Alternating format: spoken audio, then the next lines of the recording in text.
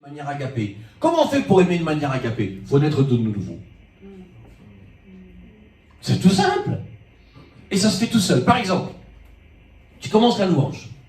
T'es pas bien, ça vous arrive peut-être. On commence la louange, vous n'êtes pas bien. T'es pas bien parce que t'es contrarié, parce que t'es contrariant. T'es pas bien parce que t'es malade, t'es pas bien parce que t'es fatigué ou quoi. Eh bien, tu peux par exemple commencer la louange, et pendant que le groupe commence à chanter, toi t'es dans l'amour philéo. Voire dans l'amour rutabaga, planté dans le sol, en bas, complètement pas là. Ah la la la la la la la. De temps en temps, regardez, le pasteur il me regarde là. La la la la la la la la la.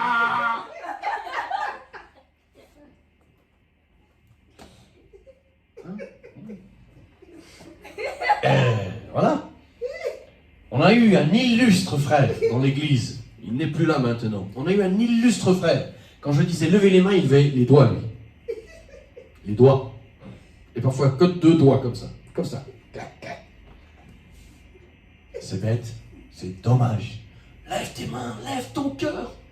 Et au bout d'un moment, on se rejoint tous dans l'amour de Dieu. Au bout d'un moment, l'Esprit Saint nous gagne. Au bout d'un moment, on est tous dans l'agapé. Regardez les chants blancs qu'on a eu aujourd'hui, mais c'était juste extraordinaire. C'était juste extraordinaire. Amen. Là, il y a un dessein pour toi, il y a un plan, il y a des projets. Amen. Prothésis, et non pas prothèse dentaire. Donc, il y a une prothèse pour toi. Hein? Prothésis. Non.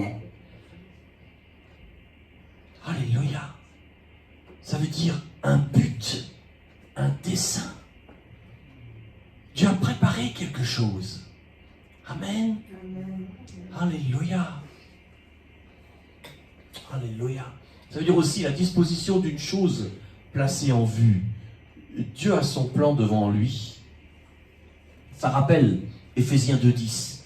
Nous sommes son ouvrage, ayant été créés en Jésus-Christ pour de bonnes œuvres que Dieu a préparées d'avance afin que nous les pratiquions. Nous sommes son ouvrage, ayant été créés en Jésus-Christ pour de bonnes œuvres que Dieu a préparées d'avance afin que nous les pratiquions. Littéralement, afin que nous marchions dedans. Marche! Marche! Marche dans ta vie. Aime Dieu. Marche dans ta vie. Et attends-toi à lui. Attends-toi au miraculeux. Moi, je sers un Dieu qui est capable de marcher sur l'eau. Alors, je m'attends à tout de sa part.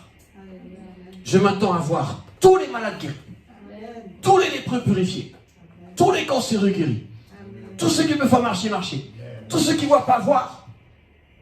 Parce que c'est pas moi, c'est lui qui le fait. Moi, je veux lui tenir la main, puisque toutes choses concourent au bien de ceux qui aiment Dieu. Je veux lui tenir la main. Je veux lui tenir la main et je m'attends à lui. Il permet des petites choses, gloire à Dieu. Il permet des grandes choses, gloire à Dieu. Il permet des fois une semaine où il n'y a rien, gloire à Dieu. Attendez-vous à lui. Remerciez-le d'avance. Alléluia. Verset 29. Ceux qu'il a connus d'avance, il les a aussi prédestinés à être semblables à l'image de son Fils, afin que son Fils fût le premier-né entre plusieurs frères. Alléluia. Écoutez bien, parce que c'est important. Ceux qu'il a connus d'avance. Non mais, je vais vous le relire. Il vous a connus d'avance. Amen. Vous dites Amen, mais est-ce que vous le vivez? Je vais vous expliquer ce que ça veut dire, le fait qu'il vous ait connu d'avance. Ça veut dire que tu es sûr, au plus profond de toi-même, que c'est ton papa. Tu es sûr, au plus profond de toi-même, qu'il avait le projet que tu sois sur terre. Donc tu vas sortir du rejet. Tu vas sortir de la jérémiade. Tu vas sortir de la plainte. Tu vas sortir de te croire le vilain petit canard. Parce que beaucoup de chrétiens, je m'aime pas. C'est quoi? Le côté gauche, il est joli.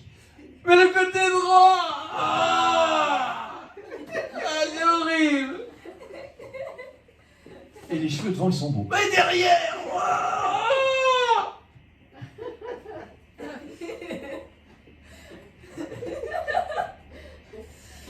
Puis alors les chrétiens, hein, si je gagnais autant qu'eux, parce que lui il gagne plein de sous, si je gagnais autant, je serais bien, Dieu m'aurait béni. Mais moi non.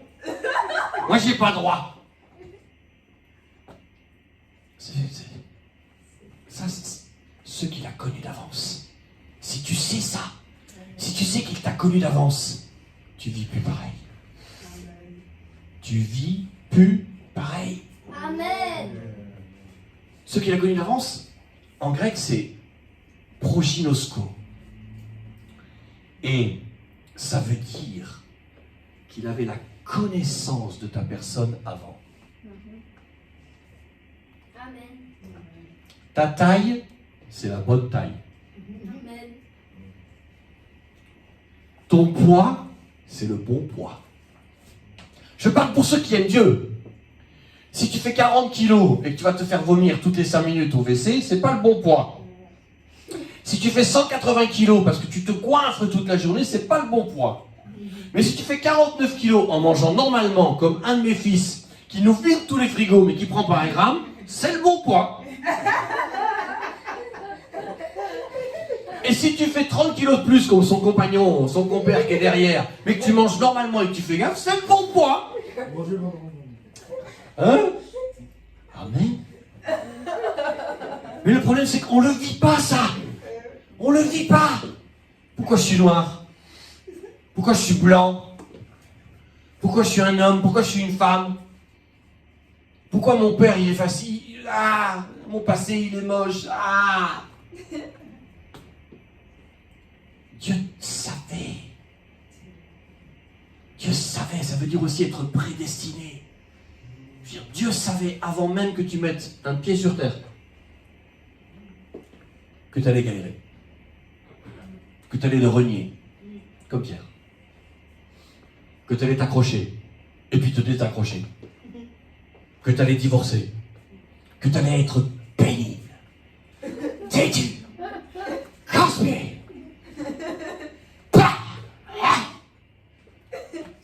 Tout le monde en a marre de toi. Ah, il vient par la gare. Oh, tant mieux.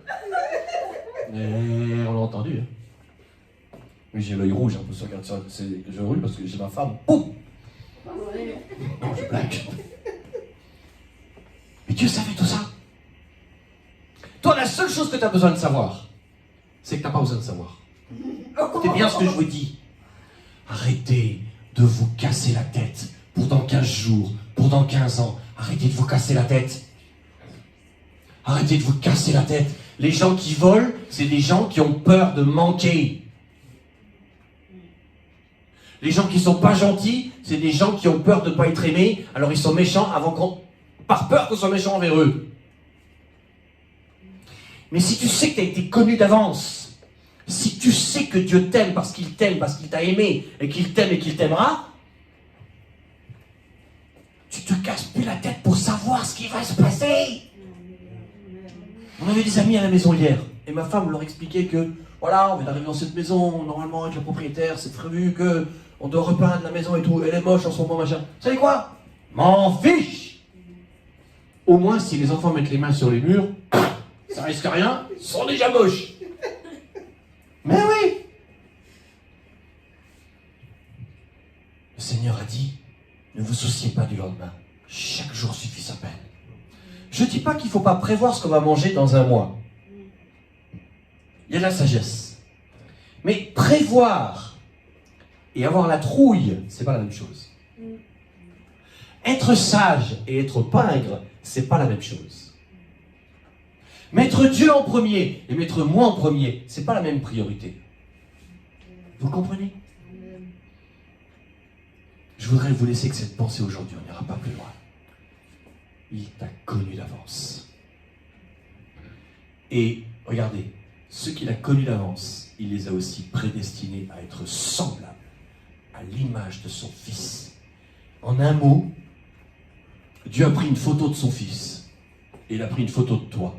Et il fait des retouches. Ah, pas avec Photoshop, avec Ciel Shop. Il fait des retouches pour que tu deviennes meilleur. Alors oui, il y en a, ils ont 500 000 retouches à faire. Hein, il y a pas mal de boulot. Et dans ces cas-là, ils mettent des anges plus balèzes. Vous comprenez? Ah ouais. Mais si tu te le dis, ça, si tu apprends à le vivre en disant, ça suffit de pactiser avec le diable. Ça suffit de croire en lui. J'ai des chrétiens, je pense, qui croient des fois plus en le diable qu'en Dieu. Ah, je ne changerai jamais. Oh, j'y arriverai pas. Mais on t'a rien demandé. T'étais nul avant, hein. Avant que tu sois né de nouveau, t'étais déjà nul. Laisse-toi porter. C'est pas toi qui vas faire les retouches. Tu vas te rendre encore plus moche. Ah, ça va être encore pire. Mais dis-toi, mon papa va faire en sorte que je sois semblable à l'image de son fils. Il va travailler mon cœur. Il va travailler mon cœur. Et il m'a aussi prédestiné. Proviso, qui veut dire prédéterminé, décidé d'avance. Avoir une destinée à l'avance. Alléluia. Et puis ce qui est rassurant pour finir aujourd'hui, donc, ceux qu'il a connus d'avance, il les a aussi prédestinés à être semblables à l'image de son fils, afin que son fils soit le premier-né avant les autres. Réjouissez-vous de ça. Il est celui qui a fait le chemin. Mieux que ça, il est le chemin. Jean 14, 6. Je suis le chemin, la vérité et la vie. Suis son chemin. Ah là, j'ai peur d'aller, Seigneur. Ben oui, c'est normal. Moi aussi, hein. Il y a plein de chemins où j'ai la trouille d'aller. Hein. Il faut sortir du réflexe de dire, j'y vais tout seul. Mais non! Plonge dans sa présence. Tu n'es pas seul, il est avec toi. Par exemple, une rentrée scolaire. On peut avoir l'appréhension. Nouveau collège, nouveau prof, tout ça. Seigneur, j'ai peur. Je ne vais pas faire le caïd. Je te donne ma main. Viens m'aider. Viens m'aider. Un jour, je finirai par là.